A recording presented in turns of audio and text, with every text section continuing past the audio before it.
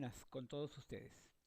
Y para inaugurar este mi videoblog personal, toco un tema de coyuntura. Nos encontramos a poquísimos días de celebrar 200 años de vida independiente, 200 años de la República del Perú. Y el tema de coyuntura es obvio, Pedro Castillo Terrones, el presidente ya reconocido por el Jurado Nacional de Elecciones como el futuro presidente del Perú que asumirá funciones el 28 de julio del 2021. Pero, ¿quién es Pedro Castillo? Hagamos un breve bosquejo de su biografía.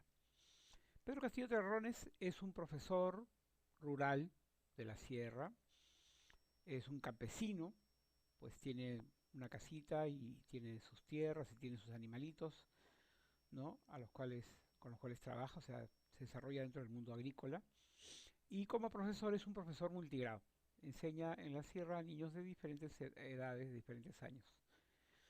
Pedro Castillo Terrones tiene como antecedentes en la política el haber participado, el ser miembro, haber sido miembro de Perú Posible hasta el año 2017 y haber participado en las elecciones a la alcaldía, las cuales no logró ganar.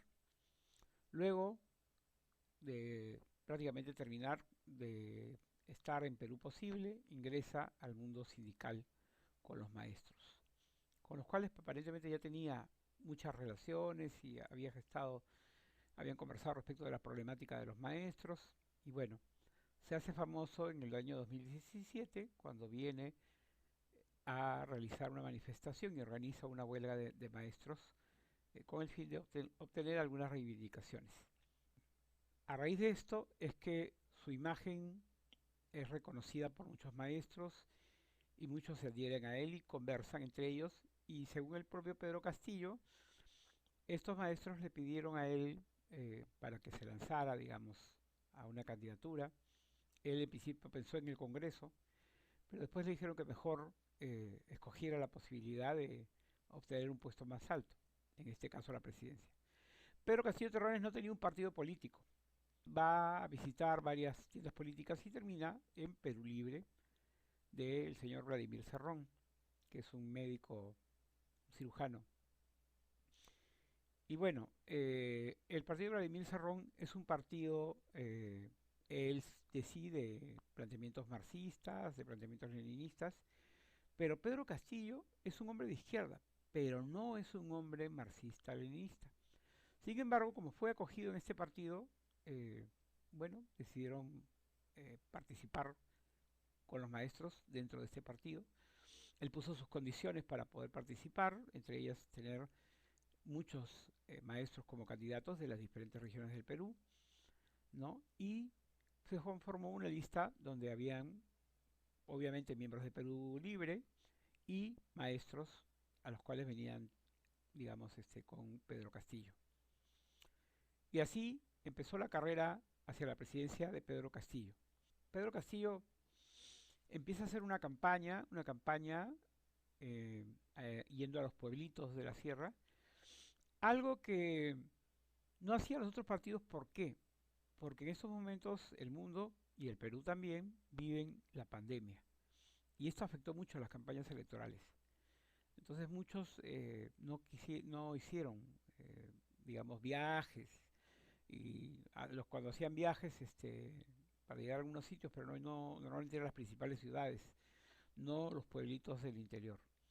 Pedro Castillo sí prefirió los pueblitos antes que las grandes ciudades y empezó por allí su campaña. Otra cosa que lo ayudó también a Pedro Castillo a pasar a la segunda vuelta y que luego le permitió ganar y obtener la presidencia del Perú es que los medios de comunicación, que al principio no lo habían considerado y no lo habían tomado en cuenta, faltando un par de semanas lo empezaron a considerar y empezó a subir en las encuestas. ¿Por qué lo hicieron los medios de comunicación? Bueno, para los que no están en el Perú, les voy a decir una cosa. Los medios de comunicación tienen un trato desde hace mucho tiempo con las grandes empresas. Y lo que quisieron fue traerse abajo las candidaturas de izquierda, que en este caso estaban representadas por Verónica Mendoza y por Johnny Lescano. Johnny Lescano de Acción Popular. Cada partido tiene, digamos, diversas características y problemas, pero los dos estaban con posiciones de izquierda. Entre ellas, el cambio de constitución era una de las banderas que enarbolaban. Y lo que quisieron fue socavar la carrera de Verónica Mendoza, básicamente, y también de Johnny Lescano, con la candidatura de Pedro Castillo. De tal manera que a la segunda vuelta pasaran solamente dos grupos de derecha. Y tenían a tres candidatos. Estaba Rafael López Aliaga, Hernando de Soto y obviamente Keiko Fujimori. Pues bueno, no les resultó la estrategia, porque Pedro Castillo le ganó muchos votos a Verónica Mendoza y a Johnny Lescano y terminó primero al final de la segunda vuelta. Y Keiko Fujimori quedó bastante atrás en la primera vuelta. Pero igual pasó raspando, como quien dicen, a la segunda vuelta. Durante la segunda vuelta empezó algo que en la historia del Perú se conocerá como la campaña de la infamia, la campaña del miedo, la campaña del terror. Si Sendero Luminoso nos colocaba bombas en los 80s y 90s, Keiko Fujimori metió miedo al país con esta cuestión de que ya se viene el comunismo, y esa fue su estrategia de miedo. Incluso habían sacerdotes que salían hablando algo que está muy mal, y acá llamo la atención, yo soy católico, pero llamo la atención a aquellos sacerdotes que se plegaron y empezaron a hacer campañas contra un candidato al cual no conocían, del cual no sabían cómo es su familia, cómo es su vida. Pedro Castillo es un tipo honesto, es un tipo honrado, es además católico, su señora no lo es, su señora tiene otra creencia religiosa, cristiana también, pero está dentro de otra implicancia, pero Pedro Castillo es incluso devoto de la Virgen Dolorosa, patrona de Chota. Entonces, están casados, se respetan mutuamente a pesar de que tienen concepciones religiosas, digamos, diferentes, ¿no? Pero Pedro Castillo es católico porque su familia lo formó así. Y bueno, se dedicó, obviamente, como todo buen cristiano, a buscar la justicia social. Porque yo no entiendo a los católicos que hablaban pestes de él, cuando lo que él estaba reclamando en muchas de sus proclamas era un poco de justicia para la gente. Es cierto que también cometió muchos errores a la hora de hacer su discurso y lanzó algunas propuestas como el cierre del Tribunal Constitucional o la Defensoría del Pueblo, pero era porque muchas poblaciones en el interior no se sienten atendidas en sus reclamos frente a estas instituciones. Entonces, es algo para replantearse, es algo para reformularse. No puede ser que la gran empresa se pasa años haciendo un juicio contra ellos, contra los reclamos de ellos, y que ellos no obtienen ningún resultado. O al final la cosa se archiva y perdieron el tiempo a ambos lados, pero no consiguieron, digamos, conversar con la empresa y tratar de mejorar las cosas dentro de una cuestión racional, ¿no? La defensa del medio ambiente, que es la defensa del agua, que es parte de su modus vivendi, porque ¿qué hace un agricultor sin agua? ¿O qué hace un agricultor con agua contaminada? ¿No? Es por ello que a pesar de que Keiko Fujimori ofreció un porcentaje del canon a los pobladores, en esas zonas donde hay conflictos sociales, los pobladores han votado masivamente por Pedro Castillo. Pero no han votado por un comunista, porque nuestra sierra no es comunista, nuestros serranos no son senderistas, nuestros pobladores del interior no son gente digamos, marxista, es gente tradicional, pero que está buscando la justicia. Y bueno, Pedro Castillo los representaba porque Pedro Castillo es como ellos, es un hombre también de campo, es cercano a ellos. Entonces, y además es un tipo honesto. Ningún medio de comunicación le ha podido sacar absolutamente nada, nada, ningún delito. En el caso de Keiko Fujimori era vergonzoso ver cómo personas como Mario Vargas Llosa, Álvaro Vargas Llosa, Pedro Cateriano, eh, la terminaron apoyando a pesar de que antes habían estado en contra de ella y a pesar de conocer que ella ha cometido graves delitos que ahorita, por los cuales está siendo procesada en estos momentos. Entonces era inmoral realmente que este sector de la población privilegiado eh, miren, yo no tengo nada contra la derecha. A la derecha liberal me parece una cuestión inteligente, pero cuando lo que son los intereses mercantilistas de un sector que lamentablemente no benefician en nada a la población, ¿qué se puede esperar que haga esta población? Bueno, llegó su momento. Pedro Castillo ganó las elecciones. Por un margen estrecho, es cierto, porque la campaña de miedo y de terror de Fuerza Popular fue terrible, fue lo más salvaje que hayan podido ustedes ver o contemplar. Incluso agredieron personas del otro partido con palos con clavos, y ahí están los testimonios, y ahí están los videos, para que ustedes los vean en internet. Agredieron a los miembros de Perú Libre. Y claro, aparte de los canales, digamos, con una mediana credibilidad, aunque ya la perdieron actualmente, había un canal que se llamaba Willax, o que se llama Willax, que la verdad cumplió un papel nefasto. Habló mal de las vacunas, dijo que eran agua, y que agua destilada, ¿no?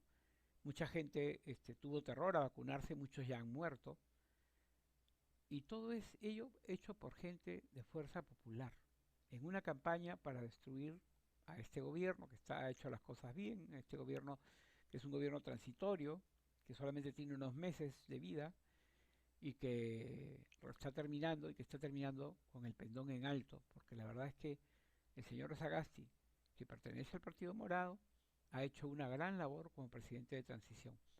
Se abocó tres objetivos. Primero, la vacunación, o sea, traer las vacunas y empezar la vacunación con fuerza. En segundo lugar, unas elecciones limpias y transparentes, cosa con la cual ha cumplido. Y en tercer lugar, la justicia para Inti Bryan, que bueno, lamentablemente nuestro sistema judicial todavía sigue siendo lento. Hay que ver cómo cambiar esas cosas. Bueno, y así llegamos al día de hoy, donde Pedro Castillo tiene que seleccionar su primer ministro y sus ministros. Hay muchas propuestas. Perú Libre reclama también sus posiciones dentro del gabinete ministerial. Como todos los partidos políticos, la militancia reclama estar dentro. Yo creo que lo que tiene que hacer Pedro Castillo es lo siguiente, y escúcheme, señor Pedro Castillo, si alguna vez me ve, alguna vez tengo el honor de que usted pueda ver mis videos. Yo creo que usted debiera buscar a una persona que haya tenido experiencia para confrontar a estas personas nefastas, ¿no? Pues no puedo darles otro nombre. Después de todo lo que he visto en los últimos días, no puedo darles otro nombre. Son gente nefasta. Y yo originalmente pensé en Salvador de Solar porque ha demostrado valentía, es un hombre de centro, lo ha hecho bien. Pero por otro lado también he visto últimamente a la señora Mirta Vázquez, que ya va a dejar de ser presidenta del Congreso, y que es una persona que ha demostrado una integridad y una honestidad a prueba de balas. Y con su comportamiento en el Congreso lo ha demostrado. Ya tiene experiencia política, ya conoce a la mayoría de los grupos que han ganado, y por tanto creo que podría hacer un buen papel como presidenta del gabinete de ministros. Y creo que usted debería empezar por ahí. ¿En qué no debe claudicar usted? En el cambio de la nueva constitución. ¿Por qué? Porque la constitución del 93 es una constitución, digamos, que fue hecha para solidificar algunos intereses. Fujimori vendió las empresas del Estado, las joyas de la abuelita, como le dicen, y la verdad es que es cierto que hemos crecido económicamente, pero no toda la población se ha visto beneficiada de este crecimiento. Entonces, algunos han crecido, pero muchos otros siguen viviendo en la miseria. Entonces, el desarrollo no ha llegado a todos, no ha llegado a la sierra, no ha llegado a la selva, no ha llegado a la periferia de Lima y de las ciudades de la costa. Entonces, lo que se busca es una nueva constitución y la población tiene mucha esperanza al respecto. Pero claro, el temor de un sector de que sea una nueva constitución es que sea una constitución al estilo de Hugo Chávez o la de Maduro, ¿no? Esa es la acusación que se le hace. Para eso yo le propongo un par de ideas muy concretas. Primero, que cuando se desarrolle la asamblea, primero que cumpla usted con el proceso legal, digamos, para lograr ese referéndum para que la población se pronuncie, obviamente, porque la población es la que se tiene que pronunciar si quiere o no quiere una nueva constitución. Y para eso hay un procedimiento. Rosa María Palacios ha planteado dos salidas. Una salida es obviamente los 87 votos, que definitivamente no los va a obtener, porque los otros grupos tienen ya un porcentaje de votantes que no van a permitir eso. Pero sí puede lograr 66 votos, que es lo que necesita usted ahora para ganar. Y 66 votos más la cantidad de firmas que pide el Jurado Nacional de Elecciones. Con eso ya usted puede, digamos, ejecutar este referéndum para que la gente pueda decidir si va a una nueva constitución. Pero la otra idea, además de esto, las otras dos ideas que le quiero plantear es la siguiente. Primero, que en la convocatoria a la nueva constituyente se plantee que ningún grupo lo ocupe más allá del 10% de esta Asamblea Nacional Constituyente. Que ningún grupo ocupe más allá del 10%. Eh, por otro lado, también seguir un poco el ejemplo de Chile, ¿no? Chile, ¿qué ha hecho? Ha hecho que sus partidos políticos solo ocupen el 50% de la Asamblea. El resto son ciudadanos de organizaciones civiles, de organizaciones indígenas, de diversas organizaciones de la sociedad, de las comunidades, ¿no? Que postulan y ocupan el otro 50% de la Asamblea. ¿Esto por qué? Porque lamentablemente nuestros partidos políticos, eh, no solamente aquí, en el resto del mundo también está ocurriendo lo mismo, el sistema representativo ha perdido confianza. Y no es que el sistema representativo sea malo, lo que pasa es que se han hecho malas cosas. Y en especial en nuestro país, el sistema político representativo no es un buen sistema, hay que cambiar muchas cosas en este sentido. Así que yo espero que usted se sostenga en esta idea de la nueva constitución. Y bueno, por otro lado, otra cosa que usted tiene que considerar es la vacunación. Esa es ahorita la prioridad. Usted en su discurso del 28 de julio espero que usted dé como primera meta, como primer tener vacunados a todos lo más pronto posible. Si es posible antes de que finalice el año, estén los niños mayores de 12 años ya vacunados. Ahorita hay un buen ritmo. Sigue usted trabajando con la gente que ha estado actualmente, o sea, pueden imprimir un ritmo mayor si es posible, pero hasta ahorita los resultados están caminando muy bien. Señor Ceballos, no critique tanto a este gobierno que está saliendo porque en la vacunación están haciendo muy bien las cosas. Otras cosas pueden ser criticables el señor Sagasti y su gente, pero en la vacunación ha cumplido y ha cumplido con mérito.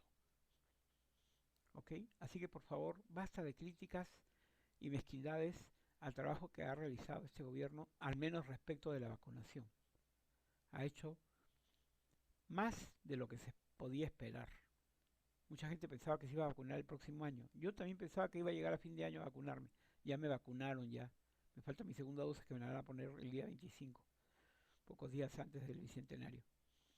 Así que su primera prioridad es la vacunación y la segunda, buscar los mecanismos adecuados para que se organice este referéndum y si la población decide que hay que cambiar la constitución, pues iniciar el proceso de cambio de constitución.